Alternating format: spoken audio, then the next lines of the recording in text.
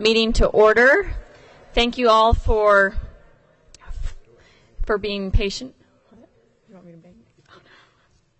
We'll go ahead and start with a roll call. President Widener, look, the minutes show that all 5 board members are now seated. Mr. Little, welcome to the Higley Unified School District officially. I know that you did official duty last week, but welcome. Glad to have you here. So we have 5 members of the board, and I believe that we have some Boy Scouts when you get ready for the pledge.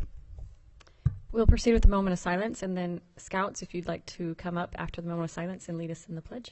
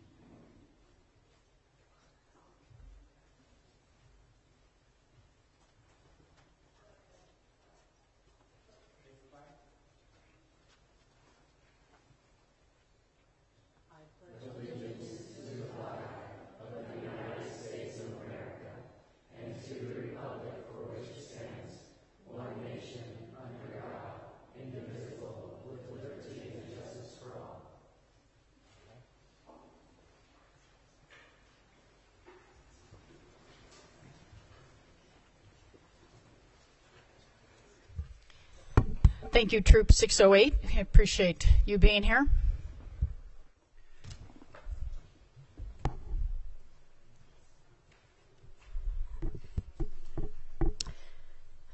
With our moment of silence, I regret to mention that we keep several families in our thoughts. Since we have last met, we have had 2 students pass away at Higley High, the Flores family and the Gibbons family. We thank you all those who have reached out to those families, and that we can continue to keep them in our thoughts and prayers. Okay, we have I motion that we approve the agenda. Second. All those in favor? Aye. Aye. Thank you. 5.0, we'll go ahead and move into Superintendent's Report. In this section, we have some presentations, awards, recognitions, maybe some music. Indeed we do, and Dr. Fowler has some arts awards to give out this evening. As always, Higley has a wonderful arts department all the way through K-12, and tonight we're going to honor Power Ranch. And actually tonight, President Whitener, members of the board and cabinet, we are going to just recognize Power Ranch. They're here to do a performance for you. They're Power Ranch 4th, 5th, and 6th grade trash can band, Director Jeremy Brewer, and they're going to be performing Panther Jam. So if we want to just come outside, they're set up out there for us, and they're going to do one number for us, and thank you.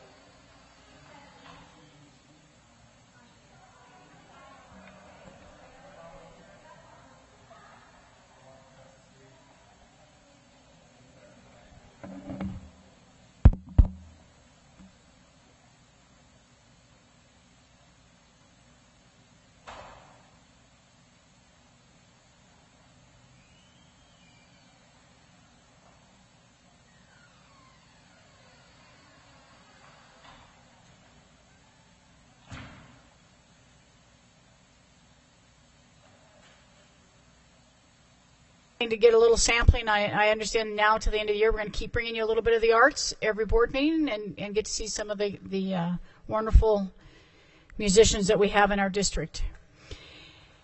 Just a couple reminders. February 16th is a holiday. It's President's Day. The school will be closed.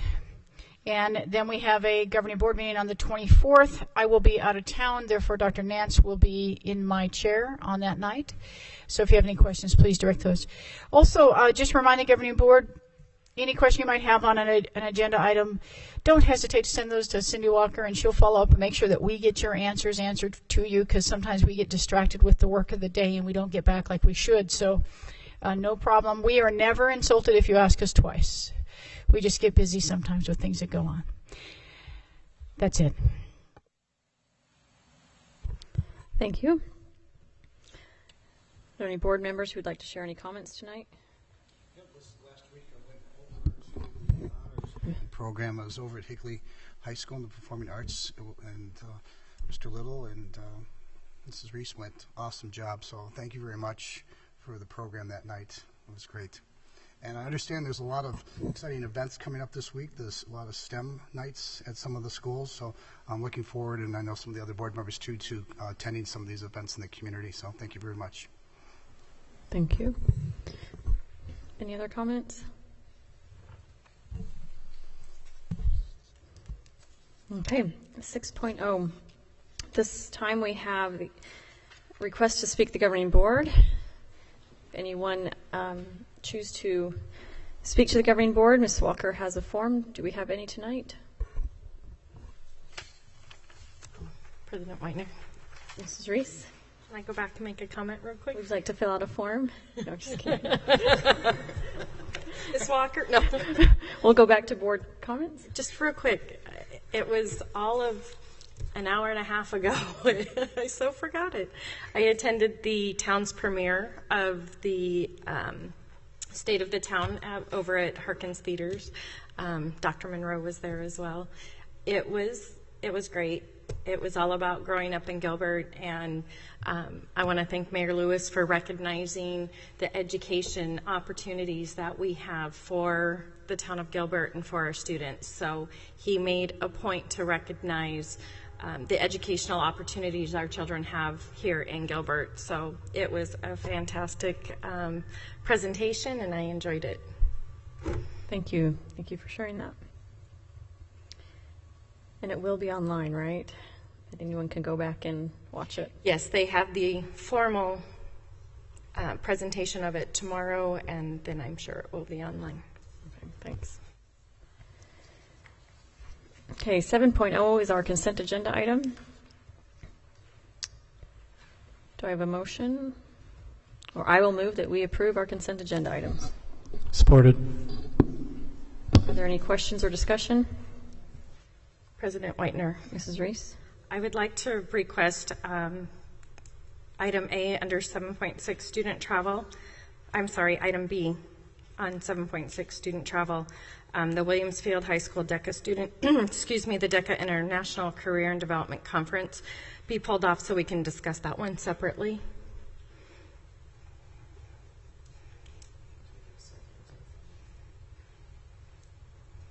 Mr. Little, is it okay with a friendly amendment to? Second. I'm sorry, I motioned. Yes. Are we okay within the time frames if that agenda item is moved till next meeting? So for clarity, Ms. Reese, would you like it removed and brought back on the 24th, or would you like to discuss it this evening? You just have it pulled from consent. I'd like to discuss it, excuse me, this evening and just have it pulled from consent. I think Mr. Anderson has some of my answers, but I'd like to address it separately, please. Okay, so for tonight, we'll wait until we get to it as a discussion item, and then we do have some time if you decide to table it completely. Okay. Okay. So we're just moving that. Yes. Okay. Please. All those in favor? Aye. Thank you. Okay, 9.0, we have action and information items, and we will put the consent consent agenda item 7.6B, 9.7 at the end. Consider and adopt a resolution authorizing the issuance and sale of refunding bonds of the district. President Whitener, Mr. Hoffman? I will go ahead and make that motion. However, I'm going to make it just slightly differently. I'm going to pull some of the summary, the language that was on our governing board summary, and just add it to this. So I will make a motion that we consider and adopt a resolution authorizing the issuance and sale of refunding bonds of the district to include Series 2005B, 2005C, 2006D, 2007B, and 2008C, so long as it results in a savings of not less than $1 million to the taxpayers. Second. So for clarification, President Whitener. Mr. Hoffman, I'm just following the... So that language, just so everybody's aware, and everyone up here on the board, obviously you are aware, that language is included in the summary information that we receive. It's just kind of the nuts and bolts of what we're doing, and so we're just adding that into the motion so that it's stipulated in the actual motion. Second? I seconded. Sorry, I'm having a Okay. internet problem, so... Okay, is there any more discussion or questions? I just want to make sure that that language is appropriate and is fine with the motion. Didn't change anything. Is this language both for 9.1 and 9.2? It will be. Okay. Only on the, well, when we get to 9.2 we can talk about it, but yes.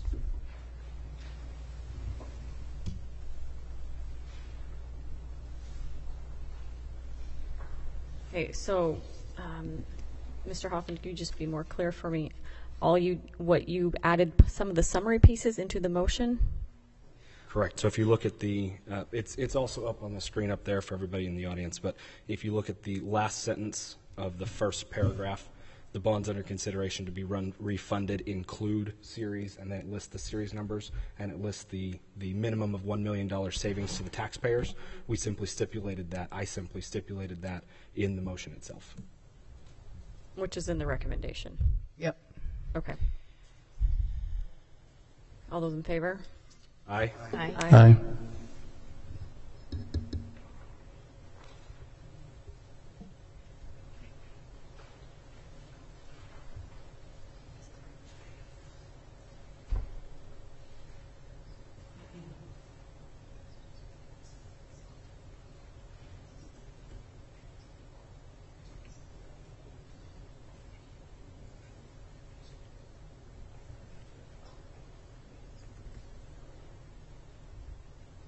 Okay, 9.2.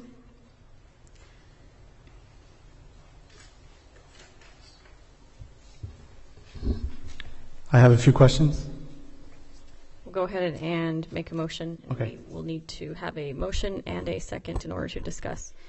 I move that the governing board adopts a resolution to sell bonds in amount currently estimated to not exceed $63 million, 16.24 million school improvement bonds, 38.62 million in refunding bonds, plus flexibility for the optimal market conditions. The 16.245 school improvement bonds are for new school construction, including furniture and equipment, per the November 2013 bond election. The refunding identified above and approved for the superintendent or designee to determine certain matters related thereto. Do I have a second? Second. Okay, are there any questions or discussion? And at this time, I'll invite Mike LaValle to come up and answer the questions, because this gets so complicated that I am pleased there's someone in the room much smarter than I am. I doubt that, Dr. Burwell, but thank you. Good evening. So I have a few questions. Let me start with the first one. Obviously, the savings are to the taxpayer. Mm-hmm. Does it give, other than an interest rate reduction, does it give any favorable terms to the amortization? Actually, the way we have it structured in order to realize the savings, and the savings right now in the marketplace is roughly about $1.6 million. I think the recommendation has a floor set of around $1 million. But whatever the savings winds up being, depending on where we lock in rates, we're matching the cash flows. We're replacing debt here with debt here, about the same. But the savings will be taken kind of equally over 12 years, 10 to 12 years. So it doesn't change the debt service ratio. It doesn't push the debt out. It doesn't move much of it up. It stays relatively the same, yes, except for the savings in those years. Right. And the savings to the taxpayers over time, over the term of the loan, it's not upfront. That's correct. At least as it's currently structured, it kind of keeps the tax rate roughly about 2 to 3 cents of savings per year for 10 or 12 years. So that's about 22 cents total at 1.6 million of savings. So and we can calculate what the overall tax impact would be once we know the real savings. But is there an anticipation when we would go to market? there is. With your approval this evening, the plan is there's several more steps involved, including a due diligence call with the lawyers, ourselves, the district, to review the offering statement, make sure it's accurate. We need to secure a rating for the district. So we talked to the rating agencies as well. Our goal is to be in the market the week of March 2nd or March 9th. So we've left a 2-week window, which is typical, to be ready to go either that first week or the second week, and then we'll see where the market is, how things look. There's billion-dollar deals going on Tuesday. We may wait until Wednesday or Thursday. This is nationally, so we buy ourselves about a 2-week window to give ourselves flexibility. Have rates been volatile or pretty stable? Pretty volatile. I mean, they've, generally speaking, been volatile in a certain range, and right now they've been historically low. Sadly, bad news across the world helps bond rates. So, typically. So, when Greece is on fire and things like that, I would imagine that rates will hopefully stay in this trading range until we can lock in rates. But again, there's no predictions on that. You never know. After September 11th, for instance, in 2001, the whole entire market shut down for 2 months. So there was no bond sales for 2 months. So you just don't know. But generally speaking, if we have a relatively healthy environment where you have buyers and sellers wanting to buy and sell debt, I'm hoping that this range, if you will, of rates will work in a few weeks. So we're approving here a minimum $1 million threshold savings to the taxpayer, but you anticipate 1.5, 1.6. That's correct. We ran the numbers again earlier today, and we're right just a little north of 1.6 million of savings with today's rates or yesterday's. So that's the goal, and hopefully we can. I mean, it could be 2 million, it could be 1.2 million. You just with the market come March, we'll see how it looks. So, thank you. You're welcome. No further questions from me. Is there I know there's communication between yourself and district, but to maybe let the board aware of some of those numbers that we're going to do it now, or we're going to try and wait a couple weeks, or it didn't look good is that something we can just be aware of? Yeah, we'll give you updates along the way. Yeah. Right about a week before, the Thursday or Friday before the week we're ready to go into the market, we'll definitely be running some numbers and talking to staff, and they can certainly relay to you where we think we are. And then we always have a conference call the day before. So if we schedule what we think is a good day as a Wednesday, we would have a conference call on Tuesday afternoon after the Tuesday's market. And hopefully by that call, things will still look good for the next day. After that call, staff can certainly update you as well. And then we have a post-follow-up call around 10:30 or 11 the day of pricing as well. And they can tell you if we locked in rates and what they are and what the savings is and all that. So. Thank you. Were there any other questions? President Whitener, Ms. Reese. For clarification, out of the 63 million, 6.245 million is new. 16.2. Sorry, 45. Correct. Yes. And the 63 million is sort of a not to exceed amount for this combined new money refunding resolution. The refunding can go up or down slightly depending on where rates are. So one of the other options is if muni rates go away from us, meaning they don't help us, we still may have a refunding to do at a smaller level. Maybe it's not 38 million, which we're showing you. It could be 30 million. Conversely, There may be a few more maturities to add in here that don't work right now if the rates go really low, and I think we're buying ourselves up to about 40 million, 45 million-ish out of that 63 for the refunding component. The new money, we also build in a little bit of cushion because we don't know the real capacity number until we check with the county the week before on your tax collections for your debt service, because you regain capacity based on how much tax collections come in, and they'll give us a number, we'll recalculate your capacity, and it may wind up being 16 million or 17 million. Now, then we'll talk to staff and say, well, what are your needs, and do you want to do the full 17 if it's 17? But I think we have up to 18 or something, somewhere around there for new money. And again, that's just typically what we do with resolutions is have whatever the number is, what we think the number is going to be, we always go a little bit higher just in case for flexibility purposes. Thank you. You're welcome. Is this all the remaining new money available that we're withdrawing? No, actually. Let me pull this up. Great question. You have, if we sell 16,245,000, you'll have another 15.4 plus 30, about 28, 29 million left. So, and that'll be, right now it's programmed, you know, next year and then the year after that, depending on your needs and when you need the money and all that, but and your capacity constraints. As your assessed value grows, you'll regain capacity. The bond pamphlet has 5 items designated of how it will use. 30 million was designated for new schools. No one item can you spend more than 10% in that area. So we are looking at a school around $16 to $17 million of our expenditure, because we want to be able to put one more school out of that in the future at the end of our 2-3 years down the road north as capacity is needed. So we want to make sure that we get 2 schools out of that $30 million. President Whitener. Mr. Hoffman. I'd just simply like to add the same stipulation from the first, from 9.1 on to 9.2. Just naming the classes. Just naming the classes of bonds and then also the not less than savings factor. Mm-hmm. So from the amendment to you, since you motioned. Mm-hmm. Okay. Okay, all those in favor? Aye. Aye. Thank you. Thank you.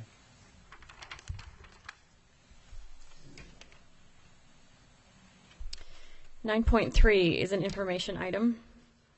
We have monthly governing board updates, financial updates, and for new members, free to look those over. If you have any questions, you can address those. Maybe can we just do, Ms. Smith, can we just do just a 2-minute explanation of maybe what the form shows? This summary sheet here is pulled from several reports that you have a budget and your cash balances. At the top piece it says budget controlled, so that's where cash isn't near as important as capacity. The bottom accounts are all your cash controls. So you have either your beginning balance or your budget. The next column is either revenues or year-to-date expenditures. Then you get a balance, and then you have your encumbrances, which are obligations the district has to pay. And then you get your budget balance there. And then behind it, you have the reports that come out of our financial software, especially in M&O, where it is the same numbers that's shown on your summary sheet. So technically, it shows a budget balance, negative $52,000 in M&O, over on the right. I'm not particularly worried about that. I have $400,000 in there. If you remember from food service, when we turned over to a new company, when you look at your purchase services, if you're by object or by function, it's at $3,000, $3,100. There's a big over expenditure. That's money that's owed back to us. So the fact that we're over by 52 and we have 400,000 owed. This might be a simple question, but is Yes. the budget balance what's remaining in the budget for the year? Yes. All salaries and benefits are encumbered. We have our utilities encumbered. Anything that we add on is either new staff that's hired. In addition, we'll pick up growth in May. Is it traditional to show variance to budget by month? Would that be something we could see in the future if that's not done now? Well, your budget balance is really going to tell you the difference between this month and last month. What I'm looking for is you budget for the month. That month expenses are incurred. The expenses could be above or under the budget for the month, and so you'll have a variance to budget. So that through the year you can see how far off you're going to be for the year over time. Those questions led us to this format, and maybe maybe we can do just maybe a work study Right. to 15, through all this 20 minutes to again. go through that. And that was something that this previous board got to this point for these forms, is school funding is not necessarily by month, and the things that Okay. are Those are good questions, and I understand your concern there. But absolutely. yeah. If we can address them at another time, that's fine. And poor Mr. Little is thrown right I into the know, fire this- of a lot of superintendent, information. bond Yeah. sales, Yeah. budget. I mean, Yeah. honestly, This was we not a appreciate you beginner doing this, meeting. but Yeah, that encumbered line is your real critical line. You want to make sure that you haven't encumbered more than you're getting in school district budgets are a little bit different. Yeah, so I'm coming from a different background and used to Yeah. seeing something else. So. Yeah, I understand what your concerns would be, and I'd be happy to have you come by and we can go through all this, or we can do a work study, Sure. whatever you're comfortable with, because I want you to be comfortable with these, because these are the district finances, and you receive these reports every month so that you're aware of the expenditures that go on. Yeah, we'll just schedule a work study, and then board members who would like to get a refresher, and if you feel like you're doing well, then that's a work study that maybe you don't need to attend, but we'll get it scheduled. Yeah, President Whitener. Mr. Hoffman. Dr. Birdwell, that would be a very good work study to have recorded and available on the website. We'll have it out here then. And say typically, sorry, Mr. Little and Mr. W. Botovich, when those new board members, and we have a new board come on, and we do a series, kind of some work studies, and go over some of those things. And Budget is a good one, because that's where Yeah. we need to be headed, so we'll start with the budget and work study. Be great. Okay. Anything else? Anything to help me shorten the learning curve. Yeah, the learning curve will get, it's a steep one tonight, isn't it? thank you. Okay, 9.4. We have what's first read, where we have a policy that we're addressing. First read is an opportunity to put in input, information. District staff might bring forth information as to why the policy is being addressed. So the board, it's a first read. We have the conversation, then it comes back the next meeting for a second read, where we will approve or not approve the policy. So 9.4. We have first read of amendment of regulation JKRB, student discipline. This is behavior management and discipline of students with disabilities. I know there was some legislative action last year regarding this, specifically with special education, correct? Would anyone? Correct. And please note that there is a error on the first paragraph. Once you get where underneath behavior management and discipline of special needs students, get down to the paragraph. The district and its schools are committed to complying with IDEA, Section 504, on all applications, federal, state, and local laws. As a part of this commitment, each school shall strive to implement positive, evidence-based, safe, and timely plans and procedures for all special needs students who are known to exhibit behaviors that interfere with learning or who place themselves or others in danger, not anger. So sorry about that. We'll fix that.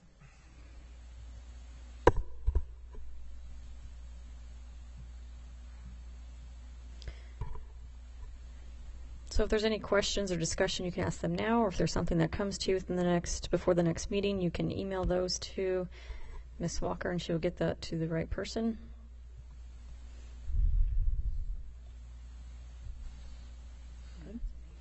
Okay, 9.5. We have approved new job description for purchasing specialist.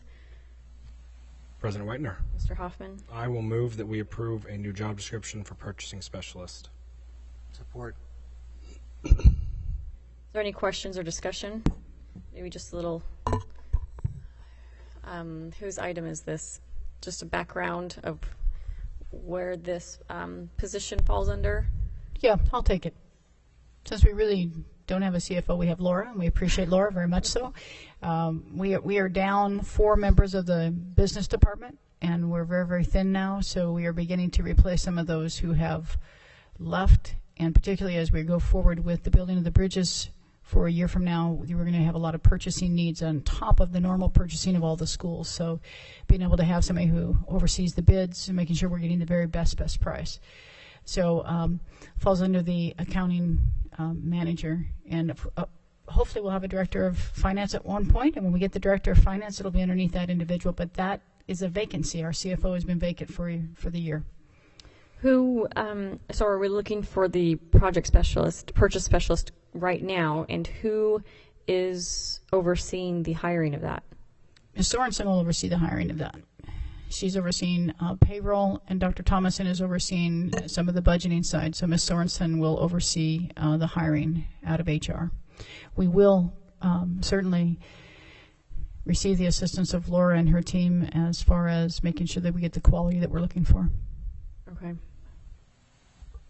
President Whitener, Mrs. Reese? this is a new position. No, we just haven't filled it for, 7-8 months. So we're just We had a little savings for 6 months and thought we would not get it until we absolutely needed it. And who's currently handling any of our purchasing? Everybody is. Everybody. All right. Well, thank you, everybody. So, President Widener. Mr. Hoffman? So this is, we've had 6 months of savings, right? That's a fantastic thing. Everybody is handling the purchasing now. And so, we know we have a CFO that's coming on. Is this spend, because line 14 on the classified salary schedule is, I ballparked it right in the middle, right? And so I went to line 5, or column 5. If you go to column 5 and you factor in benefits and, taxes, all the payroll and benefits stuff, it's about a 40,000 plus or minus a year position. Is this money the most wisely spent here versus saving it to get a business manager that's not going to have cash auditing errors like what we saw last meeting? Yeah, I'd like Laura to lend her opinion on it, but you have to come up to the mic so we can get you recorded. Got to record you. This is money well spent. The purchasing position is very critical in the school district, and we're going to open up next year's business here real soon. We had the purchasing person who was in the district prior left in early fall, so it takes a lot to get a school district opened for the next year. You've got to open a lot of POs to get all your utilities, get everything encumbered. We've got end-of-year purchases that are coming in, and it's just taken a whole teamwork to get the purchase orders out, as is. So we've got an audit that will be going through all this. They examine all the POs. You've got to have all your papers in order, and we're just not prepared to continue at this rate. I think it's mandatory that you do it. I really do. There's positions out there, there's districts hiring. This won't get us an expert, but this will get us someone who can keep us compliant. And if you go to the ASBO website, you can see the positions that are open in school districts. That's where we typically advertise. So are we not compliant in this currently? We are making do. So we are in compliance currently. We've had to use some consulting dollars to be compliant, so we've had to bring in staff to bring us up to speed in some areas.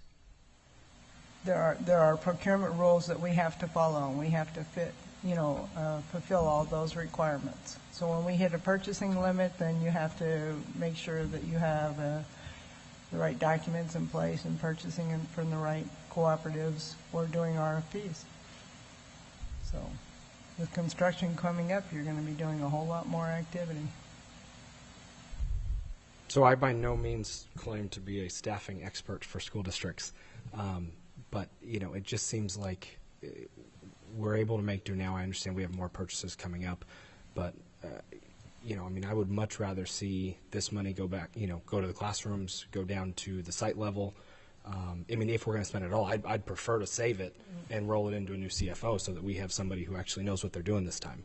Well, this position will save their dollars. a procurement position, you person have- pays for themselves. You have the dedicated person who can actually Yes, price. price and get the better pricing and spend the time to research and know that you're getting the best pricing. And we know that in our past audits that this has been a ding, if you will, because we have so much crossover from department to department and who's handling what purchases here and who's doing it over here. And I mean, our audit shows the lack in this area. I mean, we get the emails. I have people calling my home asking for, can I help you with making sure you're getting the best purchases or you're getting the best price for this? And so, well, let me direct you to staff. I don't know why they're calling my home. Maybe they read in the paper we're building a school. I don't know. But there has to be that person who is all over the purchase orders, the bidding process, the procurement pieces, and I frankly don't like to see the audit pieces that come out from the lack of the professional oversight in this area. So, I mean, I recognize and value that perspective. You know, I mean, we have, you know, TOSAs and administrators on special assignment and things, and I'm just, why can't we pull someone like that? This is into a this dedicated position. TOSAs are teachers. Really needs to They're be. not It purchasing does. specialists. This is money well spent. We really need to have a procurement person who's in charge of all this. Teachers are doing things they're not qualified to do. In theory, ladies and gentlemen, in theory, anytime we can put money in the classroom, we do it. There's no doubt about that. But there are certain positions in districts that if you don't have individuals there concentrating and dedicated to the purpose, you will not only find yourself getting audit hits, you'll find yourself not making the savings that you make. Every single purchase made in the district goes to this one individual. So even the school purchases or buying paper in bulk or making sure that we're getting the best savings, all goes through one individual. So a multi-million-dollar corporation has one point person on that. That's all we have for that. Our business office, currently 2 managers overseeing different aspects of the accounting. You have bills, you have payroll, you have a buyer, you have about 6 people total, of which, by the way, we only have half of those folks. So we are as slim as a district can get when it comes to business operations. But if you don't have that, then you take the chance of audit hits. You may not get the best buy. You pass that pressure back down to the school and ask the secretaries to try to do what they can do to get the bidding done. The reality is more errors will occur, and we will not be as financially stable and fiscally responsible if we don't have somebody overseeing those aspects. And I know that seems odd, but there are certain things. It's like saying, well, we don't need anybody to oversee payroll. Well, payroll won't exist without a payroll clerk. Well, purchasing doesn't exist without a purchasing clerk. We've all can pick up in hands for a while. I've been handling portions of the CFO role, but quite honestly, the superintendent shouldn't be the CFO. And so therefore we bring in a consultant. But eventually, Laura really doesn't want to just live in Higley. We'd love her to. I'd like her to stay here full time. But at some point, and instead of a CFO, you know, we've said, well, maybe a director, a lower position to save the district a little dollars. We are, as we go forward in budgeting, will be as slim and trim as we possibly can administratively. I want to get as many dollars in the classroom as we can, but there are some positions that just simply you should not do without. This is one of them. It's as important as the payroll clerk. Higley's had as many as 3 purchasing agents at one time. So I agree with what Vanessa and Dr. Birdwell is saying. It makes me extremely nervous when you have a multitude of people out here, and we really need somebody to look at the big picture and pull it together for us as far as for expense-wise, just so we get more bang for the buck and all those type of things. So I agree, understand that. thank you. Yeah, let me add just my experience in organization this size with the kind of purchasing and operations for budgets and that sort of thing. You're a little too lean. This person is needed. And that does not discount what you're saying, Mr. Hubman, as far as when we put the dollars back in the classroom. This is just one of those I have to say that we just really do need. It's just so critical to appropriate functions in the business. And I recognize that, and I appreciate the dialogue and the discussion that we're having right now. Because, you know, I mean, supply budgets is something I hear from teachers all the time. We're not giving teachers enough for supplies right now. And so, I mean, this right here, if we were to shift this to a supply budget that, you know, $35,000 spread out over our 600 and something teachers, I mean, that's an extra $65 a classroom, right? And so, I mean, that's real money. So I have a couple more questions. So when we did our middle schools, did the foundation handle the purchasing, or did we? No, we did not. We did not build the schools, and we did not do the procurement. That was all done through the foundation. Okay. All right. Thank you. Okay, all those in favor? Aye. Aye. Hold on. Yeah, no, that's fine. Aye. Aye. Aye. Any opposed? Thank you.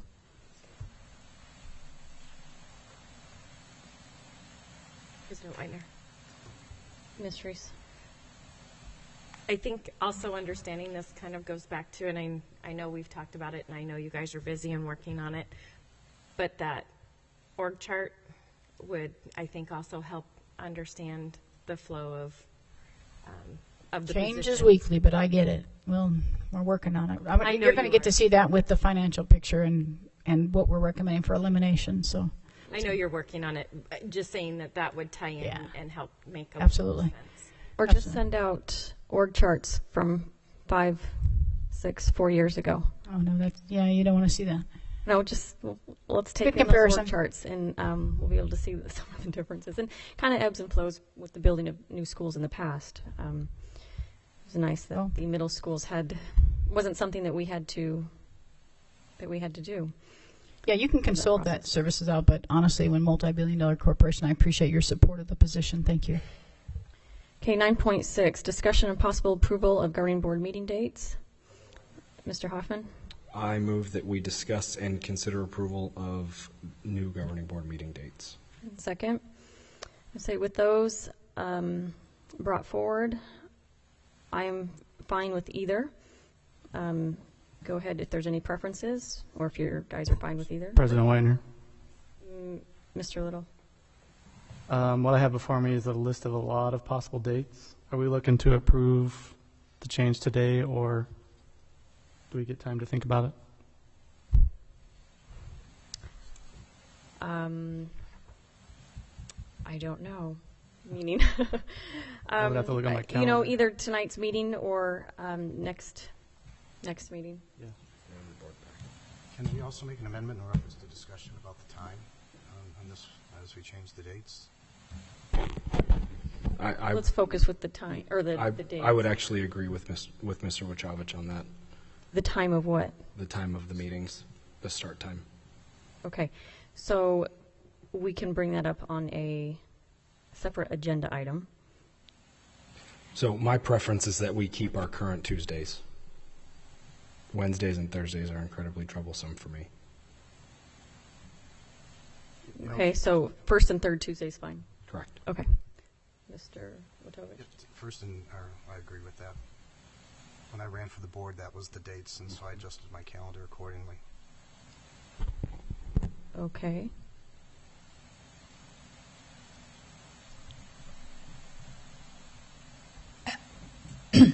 I got up because if you're going to change it, then we have a policy amendment that has to be made. So it didn't come out with that kind of wording on the agenda. You could do it, but if you're going to leave it the same, then the policy stays the same and I can sit down. Okay, so the issue that I understand, just so that just know that the cabinet will do whatever the board wants. But what I had heard is we have a board member with a Tuesday night conflict, we had a board member with a Wednesday night conflict, and we had a board member with a Thursday night conflict, and then we have 2 new board members. Welcome to the mix.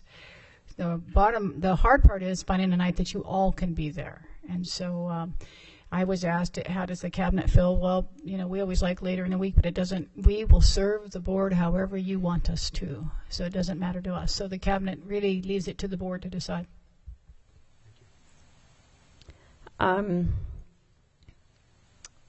With the first and third Thursdays, is there anyone who cannot do that? The first and third Thursdays? President Whitener. I will almost always have to miss the third Thursday. Ms. Reese? I was going to say the later in the week, the more difficult for me. First and third Thursday is okay. Second and fourth is probably my preference.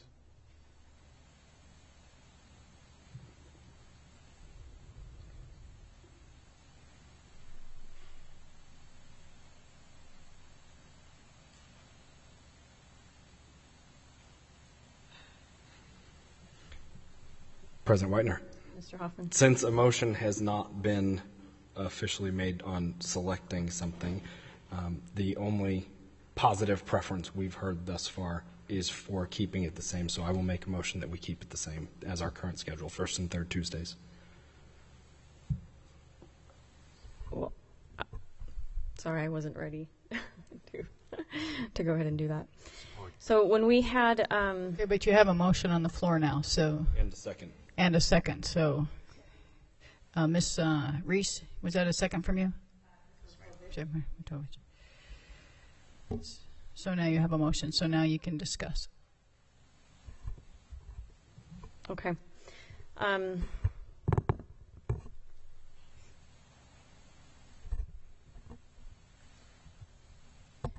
So what I'm hearing is one board member cannot do any other night. And another board member rearrange the schedule to accommodate Tuesdays. And another board member, the later in the week, the harder it is for them.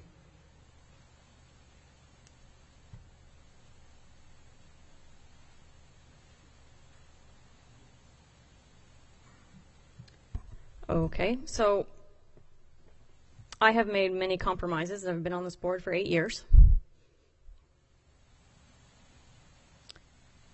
We had meetings on Thursdays. We had them on Tuesdays. I'm sorry, but I've missed all my Boy Scouting events.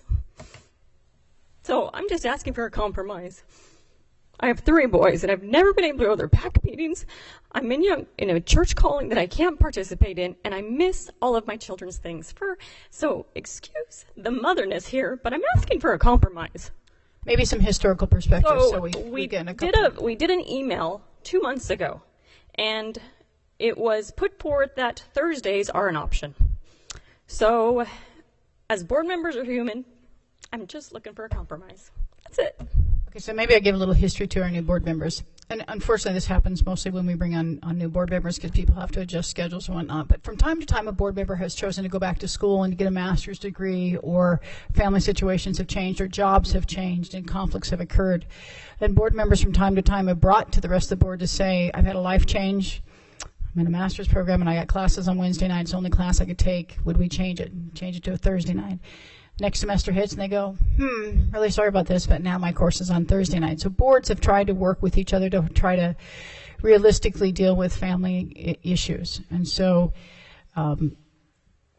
Ms. Widener has a commitment with her church family on Tuesday nights that is extremely important to her, and she has brought to the board, is there any flexibility within the calendar to accommodate her commitment to her church family and her family? I was not aware of that commitment. So there wasn't We all have commitments, and I apologize. Meetings have been changed when I was in school, when Denise Standage was in school. It's just a flexibility piece. It's a compromise. It's understanding the human element. If there's any other compromise, I felt like for the last 8 years I've compromised, and so I'm just looking for a little flexibility. But if needs be, if it doesn't work out, this is what I was elected to do, and I'll do it. So. Any Thursdays, any Wednesday or Thursday is fine for me, just not Tuesday. So, Like I said, for me, earlier in the week, Tuesday, Wednesday. Yeah, Mondays are fine for me as well. That's fine. We didn't show an example of a Monday, but if the board would so like to have us go back and put together a Monday type schedule so that you could look at your schedules, if you want to have Ms. Walker send out more information to see what combination could come up with, we'd be happy to assist you in this process. I'd be open to seeing Mondays. That would help. Okay, so maybe what we could do is, Ms. Good, help me out here. We got a motion and a second. Can we go ahead and table something till next meeting, even though we have a motion on the floor? I can simply amend my motion to table it. So I will so amend my motion to table it until the next meeting for further information. Okay, we'll get you some Mondays and some other dates and see We what can table it, but I will not vote for Mondays. So there you go. Okay, we have a conflict Mondays too. President Weiner, Mr. Little. Mondays are problematic. I think as a new board member, you need a few days before, and it would require Dr. Birdwell and staff to prepare by Friday, and it gives a weekend. So I don't think Mondays are good just to be able for a new board member to keep up with the material and allow questions days before, so we don't have to surprise this Dr. Birdwell and staff. So, Mr. Little, for clarification, we get our board packets on Wednesday currently prior to the meeting, so that we would bump it back to Tuesday if we moved it to Monday. So we'd have almost a full week of work days. I think it's still problematic to have a weekend in there It's always nice right to before the meeting. Yeah, we try to give you 5 days with the packet, but we also try to build a weekend in because we know you all work, and so being able to get to the packet sometimes is a Saturday evening, Sunday evening, kids are in bed and you're getting a chance to read your packet. So certainly that time is precious. Okay, all those in favor to keep it the way it is for now?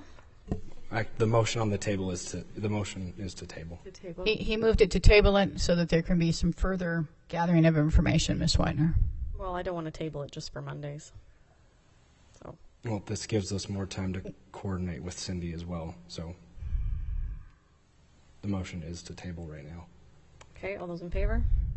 Aye. Aye. Aye.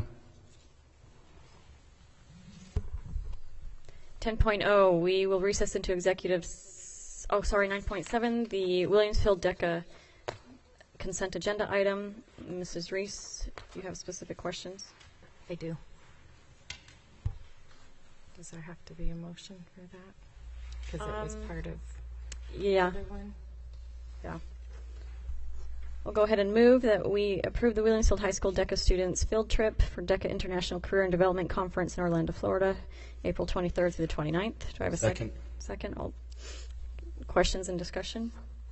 Could we have Dr. Anderson talk a little bit about this and the conflict with ACTs? And we talked with Dr. McCauley today, so I think he has a little more information that would be good for the public to hear as well. Ms. Reese, thanks for bringing this to our attention. Thank you, Dr. Birdwell. President Whitener, Mrs. Reese, one of the questions that was asked of me earlier today was, how do we deal with this trip as it relates to the ACT testing that the district does? Every junior in the district takes the ACT test. That is budgeted in part of the budget. If a student were, for example, on this DECA trip, missed that AC testing, that money is still available, and they would work with the testing coordinator at the high school to make sure that the test was covered at another venue. Okay. Another one of my questions, and you brought Higley's been approved for this trip too, was the travel dates. The conference starts on the 25th. The travel is requesting the 23rd. That was another concern. And I'm happy to look into that further. I had an opportunity to pull up the conference overview.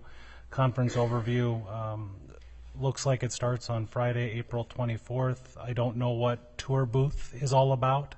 I'm certainly happy to get with both of the DECA sponsors at the high school to find out what the rationale was, but the tentative conference overview that I was able to find online shows a April 24th start and an end of Wednesday, April 29th. But I can certainly get clarification and identify what activities happen on what days and report that back to the board. Because when I pulled it up, it's a big bold letters, April 25th through April 29th. So And I'd be happy to share the conference overview that I've got. Okay. So we would recommend that the board table it at this time and let us do some research. And if we find that there are some problems that need to be adjusted, we would need to go back and have that adjusted for both schools, so we would treat both equal. Well, and I appreciate that you mentioned that the ACT would still be available. I still have concerns from a district-approved trip when the district treats that as a quote-unquote required test, and that's how we communicate that to our community, that the ACT for a junior on April 28th is a required test. And I have a concern when we're approving district travel. I get the DECA conference. I think there's huge value in it. But when we're saying that that is a required test that our district requires our juniors to take, when we're approving travel, for them to miss that is concerning to me. Yeah, and justifiably so. And I know for Williamsfield, that's also prom weekend. And that makes me sad because a lot of them are juniors and seniors, and I would hate for these kids to have to make a choice. Do I academically go to this conference, or do I miss my senior prom? I know that sounds strange, but that's something that sticks in my mind as well for those kids. So, I mean, obviously it's a choice that they can make. I just feel bad putting them in the position to make that choice. So, yeah, we'll bring it back to you. I think if you bring a lot of get good us points. more information, that would be great. So we need to amend the motion that we table 7.6, correct? Yes. Do you second that? Second. All those in favor? Aye. Aye. Aye. Aye.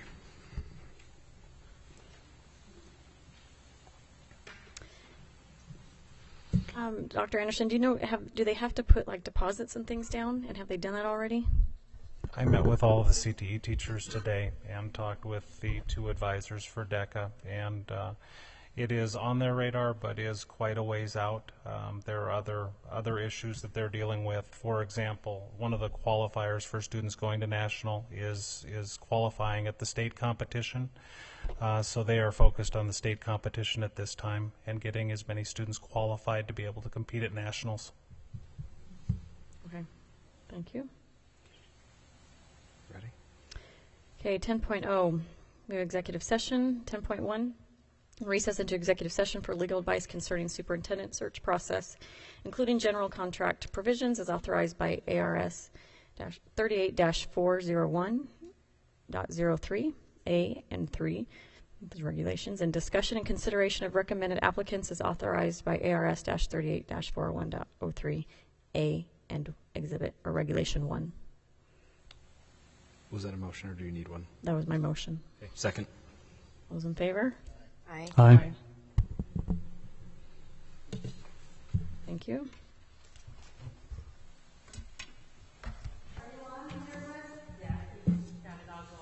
It's so much fun when it's it's just obvious. When what? It's so much easier when it's obvious. What? To find who you're looking for. Oh, yes. It's not.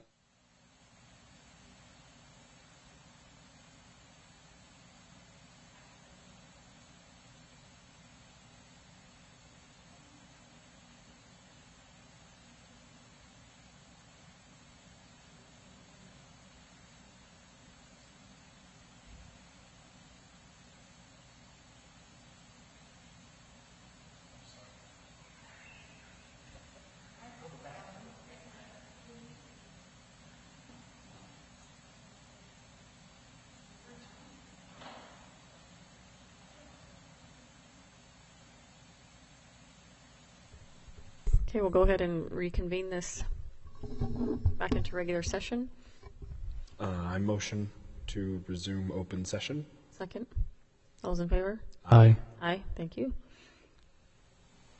11.1. Sorry, 11.2. President Whitener. Mrs. No, I was going to say Mrs. Action. Mrs. Anderson. Mrs. Reese. I move to have an executive session scheduled for Tuesday, February 17th, starting at 6:30 p.m. with no regular open meeting prior to that. We will immediately go into executive session. Second. All those in favor? Aye. Aye. 12.0, do we have any future agenda items? President Whitener. Mr. Hoffman? I do, but at this time I will hold those because it's so late. Okay. 13.0, I move that we adjourn. Second. Hold on. I do have a a future agenda item that I'd like captured in the minutes. I would like for the board for the high school and middle school course guides to come back to the board and to be reviewed. It has been brought to my attention there has been several changes that were not on that summary, which is in violation of one of our policies, the policy regarding that. And I have the policy. I'm not going to look it up right now. But I think that needs to have our attention, that there was a violation in the policy. And we need to be looking at that high school course guide and the middle school guide. And it needs to come back to the board with all the information, whether action's taken on it or not, because I realize we've approved it as it is for this next year, but it needs to be reviewed because there is other changes that were not brought to the board's attention. So, Mrs. Reese, quickly, did you vote for it? Yes, I did. Okay, then you just need to ask for it. You'd like to call it back for reconsideration. So.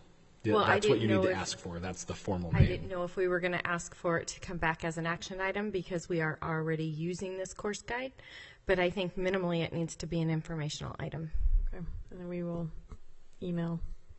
communicate with district staff. And I'm sorry to bring it up so late, but I think this needs to be looked at sooner rather than later. Okay. Here. Any others?